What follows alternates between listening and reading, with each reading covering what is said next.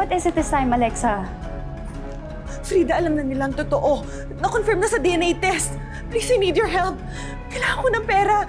Bilhin mo na lang yung mga properties ko. Nasa iyo naman na yung titulo nun, di ba? I just need my money, please. Napag-usapan na natin to, di ba? Hindi ko bibili ng properties mo. Papadala ko na lang sa'yo mga titulo. Frida, ikaw na yung matatakbuhan ko. Huwag mo naman akong ganyanin. Pero si Mami Alexa, hindi naman niya ako love eh. Sir D, don't say that. Hindi totoo yan. Ikaw ang pinaka-kind and pinaka-sweet na boy na nakilala ko.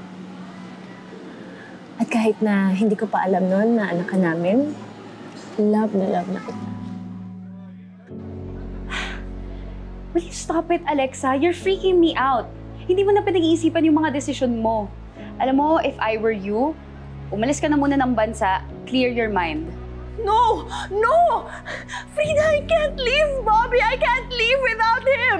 Hindi ko kaya. Hindi ko kaya. Paano po si Mami Alexa? Anak, may mga bad kasi siyang nagawa. That is why she needs to pay for her mistakes. She's the real monster, Mommy, not you.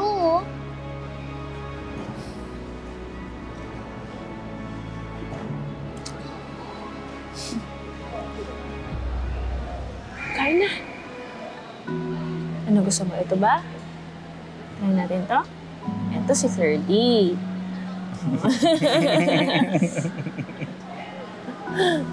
I know you want to eat.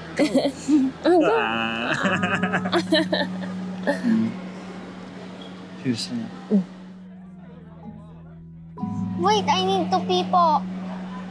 Sasamahan na kita, tara. No need, Daddy. Big boy na po ako eh. Wow! Go. O, ingat anak ha.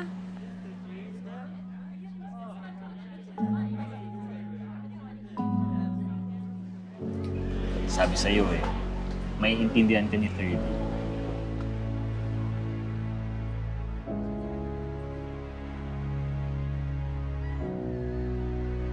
Oh my God, Alexa, don't be stupid. Hindi lang siya ang lalaki sa mundo.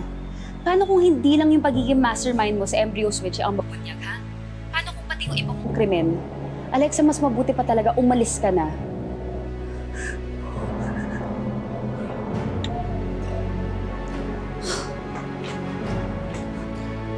No.